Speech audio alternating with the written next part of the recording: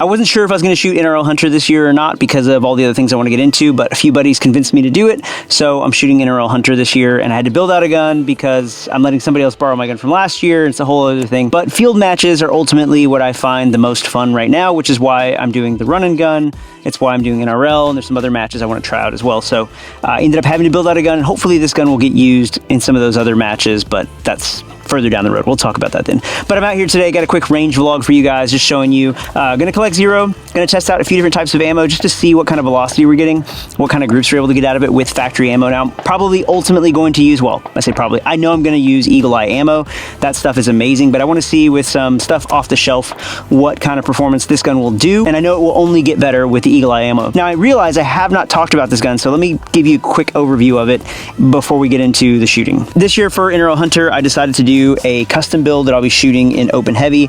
I was trying to shoot in open light, but I couldn't make weight because of some of the things that I wanted to use. So I was like, whatever, I'll just shoot open heavy. The reason I'm shooting open and not factory is because I need a gun with an adjustable length of pull because short. The Manners Night Stalker, I believe this is the Night Stalker, has an adjustable length of pull, has adjustable comb height, which I like, so I really wanted that. So it's gonna be a little bit heavier stock, which again makes it harder to make the light division. And then inside of that, we have the Defiance Anti-X Action with a proof pre-fit barrel. This is gonna be 6.5 Creedmoor. This is a 26 inch. I don't remember. If I got it wrong, I'll put it on the screen. Same KGM can that is on my 6 Dasher, and I'm just swapping the can back and forth. I really like the can so far. I do realize I'm giving up some recoil management by using a can on a 6.5 versus using like the brake or the Chad. I was trying the Chad out earlier. I think I just like the can better. I think just for hearing and having, you know, a couple TBIs, just shooting suppressed, I think just gives me peace of mind and I like it better. I'll deal with the recoil management, you know, it is what it is. On top of that, we have the Night Force Attacker 5-25. So one of the discussions I had earlier in the year, actually at SHOT Show with somebody about this, was why the 5-25? Why not just go 7-35? Especially since it's only like, I think maybe like a couple ounces difference. They're pretty close in weight, pretty close in same size.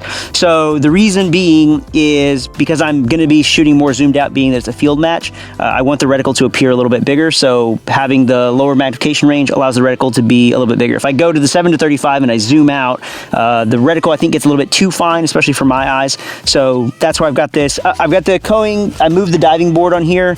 Their diving board's a little bit lower profile, and that's where I've got my MDT Send It level mounted. At the front, we do have the MDT SkyPod. This is just the single pull.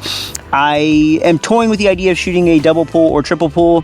I don't know that I need it. I think in those situations I'd probably end up shooting off a tripod, but I don't know what I don't know, and we'll see. I may end up swapping to a double pull or triple pull, but I think I can get away with it. I think I can problem solve with what I have. I don't feel like I need to buy a $900 tripod to problem solve some of the stages. If I miss currently, it's not going to be because I didn't have a triple pull. For right now, that is the setup. Pretty basic. I'm pretty excited about it. We're going to see how it does today.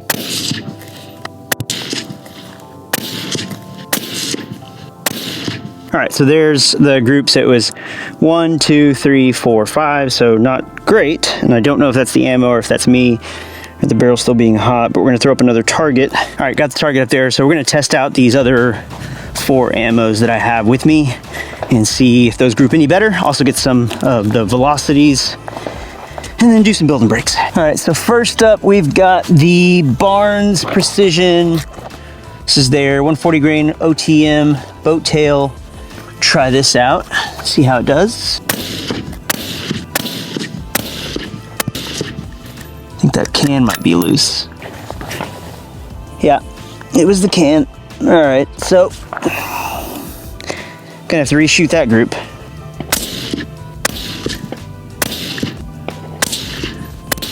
Normally I would have the trigger cam out here and I would show you guys what I'm seeing through the reticle so you could see it in real time, but the trigger cam is being repaired. As a lot of you know, if you've been following the channel for a while, I did have some issues with it focusing over the past couple years, and we found out there's actually an issue with it. Trigger cam said they would fix it, so I had to ship it off to them. So it's currently getting either repaired or replaced, one of the two. So hopefully I can provide better footage for you guys at matches when it actually matters, so you guys can see what it's like to shoot some of these matches and what I'm seeing. But yeah, let's go check out this group. This is the first group, the first 5 that I shot. Remember I said there was 2 left that I felt like the can was loose. I could feel it vibrating. It was those right there. And then this is the second group. And I did throw this one a little left right here. That's me. The rest actually I felt pretty good about, so we'll take a picture and measure those and collect the data on that. And for reference, that was the S and B, the first group, when we zeroed. Welcome to Jimmy's Range Thoughts, where you just hear the stuff that I think about and talk about to myself. I think this is gonna be great for a match, because then you guys can hear all the random stuff I say to myself when I'm setting up for a stage. Normally you can't hear that.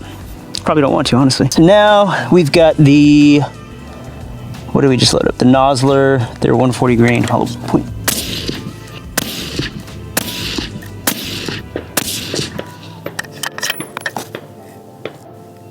Not bad.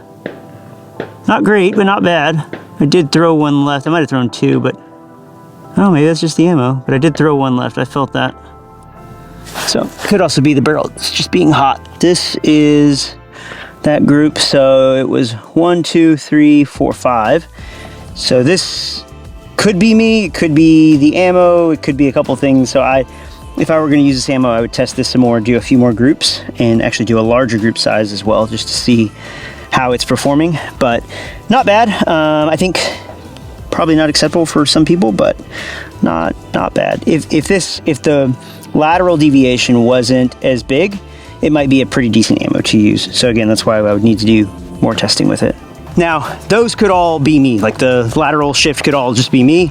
It could be the ammo, it could be the barrel, it could be bad trigger presses. It could be any number of things, but that's why you do testing like this. So for me, if I were picking between these ammos, I would come out, do like I'm doing, see how they group, see what the data says, and then based off of the data and the group sizes, determine which ammo I think would be best.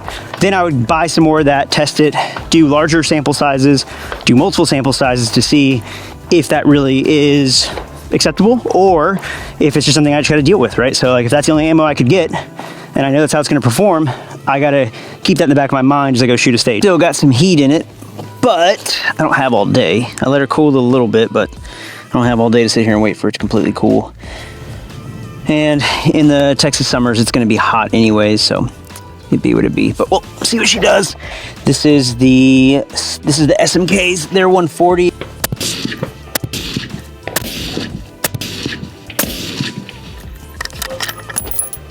Yeah, some little vertical string in there. It's probably just me. Yeah, not terrible. So I think this has more to do with the barrel still being hot and less to do with the ammo. So I probably should have let it cool a little bit more, but still not a bad group. And honestly, like that's actually performed pretty well relative to some of the others. Last and certainly not least, we have the Arms Core. They're 130 or 123 grain, and I think I let the barrel cool a sufficient amount.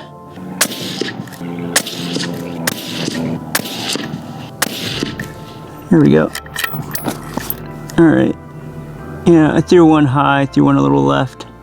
So you take those two out, the group's actually not bad. This was 1, 2, and then this was the one I threw high, and these are the other two. So relatively speaking, if we just have those, oh, there we go. If we just have those two, or this group right here, is actually pretty decent. Even with the thrown shots, it's not terrible, but that was definitely me, and that was definitely me. I felt both of those when I broke the shots. Looking at the data really quick, so the S&B, the stuff that I zeroed with, just because I have more of it, we're looking at a average velocity of 27.21 with an SD of 13, extreme spread 51. The group size in that was 1.4, again, not great. That could also be attributed to that can coming loose, so that could have played a part. That's on me. I just didn't tighten the can all the way down. It's on me. So ideally, I'd probably group that again and just see what it does. Barnes, so the Barnes did 27.03 with an extreme spread of 67, SD of 22, and that gave us our best group at 0.559 inches. The Nosler was 26.30, SD of 12, extreme spread 34, 0.78 inch group. The SMKs were 26.47 with an SD of 22 and extreme spread of 7.9 with a group size of 0.691. And then the Arms Core, that last group I shot, was 28.78 with an SD of 9.7, extreme spread of 29, and it gave us a group of 0.791, and that's with 2 thrown shots in there. So probably groups a little bit better than that. So I would take all of that data into consideration, figure out which ammo I thought would perform best for me and my intended goals and what I was trying to do. and then get more of that, start training with it and see what it does. So now the other thing I want to test is, so I've just been dry firing with this, so I'm just kind of, I wanted to make sure it shoots and it works and see if there's any issues I need to address. So far, so good. The other thing I want to check out today is positional shooting. So would I prefer to shoot clipped in versus off of a tack table with a bag? So I'm trying to figure that out today. That way I know what I need to go back and dry fire. Now this is gonna be different for everybody because different shooters approach different barricades and guns differently and how they manage recoil and all that. And if you're shooting a break versus if you're shooting suppressed. So this is just for me just to see what is going to work best for my setup and for myself. And then that way I can go dry fire it with enough time before the first match. That way I feel a little more confident going into that match. So let's figure out if I'd rather shoot clipped in or off a tack table. The goal here is to shoot from standing with the tack table and then clipped in just to see, one, how quickly can I reduce that wobble zone? 2, how small can I get that wobble zone? And 3, what does recoil look like in that? Which one do I prefer? And this is all gonna be preferential, so I'm gonna see what I like. So this is their Hunter edition, the Hunter Pro. It's the lightweight version of it. Honestly, I think it's the best version they make from Tech of the tack table.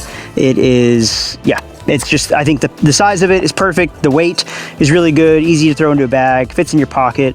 This is, I think, much better for a lot of people. There's some people who like the big one, that's cool, it's your preference. But yeah, we do this first with my pint size game changer sand fill. Check that out.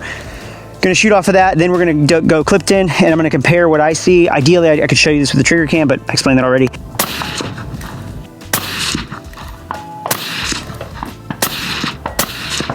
So my initial thoughts coming into this before I came out today to start testing was that I would like clipping in more simply if I wasn't using the brake. So I knew coming in that if I was like, hey, I don't like the brake or I don't want to use the brake, if I'm going to use a suppressor, then I had a feeling that I would like being clipped in more. And we're going to find out if that's the case or not, if that's true.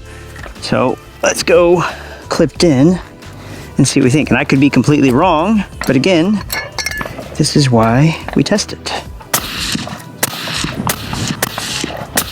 Going purely off of feel, I would say I probably like off the bag better because I think it's going to be more efficient. It's going to be faster for me to transition. It's going to be faster for me to settle. Getting the wobble zone down where I wanted it using the lever isn't bad. It takes a little more time. So if it was a super small target, maybe I would prefer to go clipped in just because I felt like it's more stable.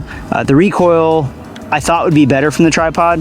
I didn't like it as much. It was better, but it wasn't what I was hoping for. So I think I'd rather just deal with shooting from the bag and have the more flexibility to move and do different things and kind of approach stuff differently than if I was clipped in. I think if I was in a weird position where this was a little bit lower, if it was like between a high kneeling and a low standing, like clipping in, I think would not be good. So I think probably best bet's gonna be just to go and shoot from the bag. Okay, so this was off the bag. So not terrible, not great, but within reason from prone. So yeah, not great, not bad. This was from the tripod, and this one was one I felt that I threw right, and this one was felt I threw left. So again, so not great, not bad. Something I need to work on more in dry fire, but now I know, at least I have a direction to go in my dry fire and working on things. But one thing I know somebody will probably mention is off the tripod, I could probably move hand placement. I could probably put the tripod further out on the gun, further away from me to lengthen those 2 points of contact away to get more stability. Problem is with these short T-Rex arms, if I can't reach the lever to adjust the tension on the ball head, it does me no good because I got to come off gun to adjust that, and then I can't see if I'm making the right fine-tune adjustments. So yeah, it's one of those things. I think that's why the bag's gonna end up being better for me. But we'll do some building breaks before we get out of here and grab some Chick-fil-A.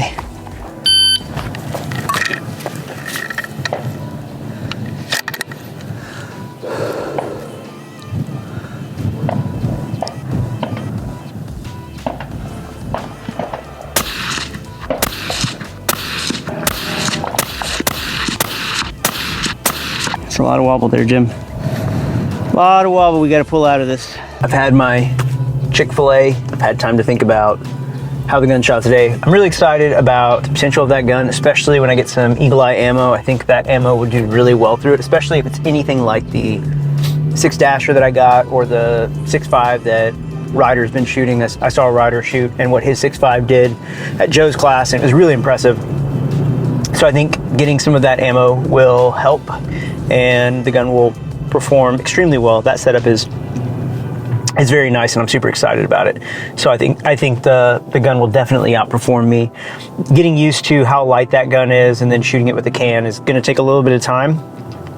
And I do understand that I am giving up some recoil management by choosing to shoot suppressed versus shooting a break. But for me personally, I think it's one of the things I'm willing to live with. I'm willing to live with the recoil management and figure that out versus shooting a break. That's just a personal thing, and I know the guys who are shooting at the top and guys who are winning are shooting breaks, and that's cool, but yeah, just a personal thing.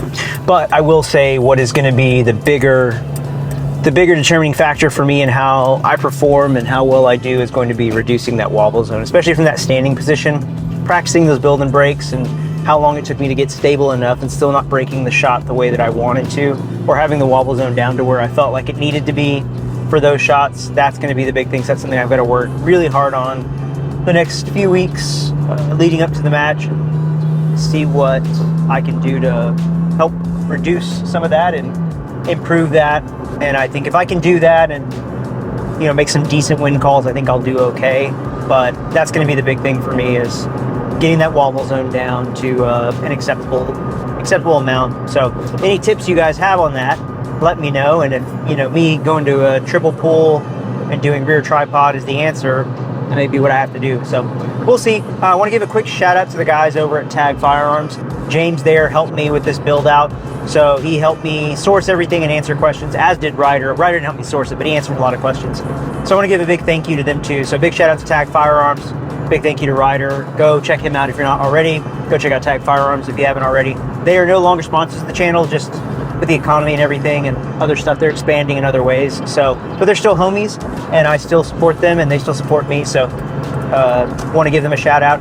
If you are interested in getting a custom NRL build or a custom rifle build in general, check them out. They're going to launch something cool for that in the very near future.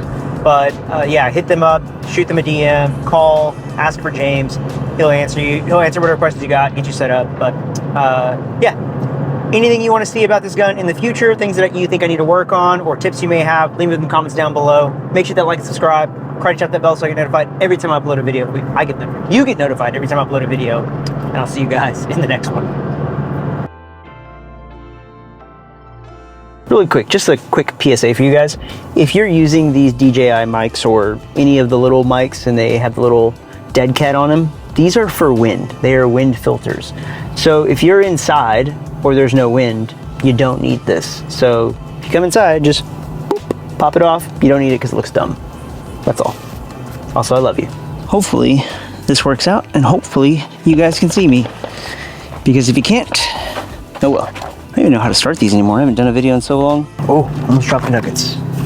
Priorities. I tried to do it. I tried to drive and vlog and eat, and it didn't work.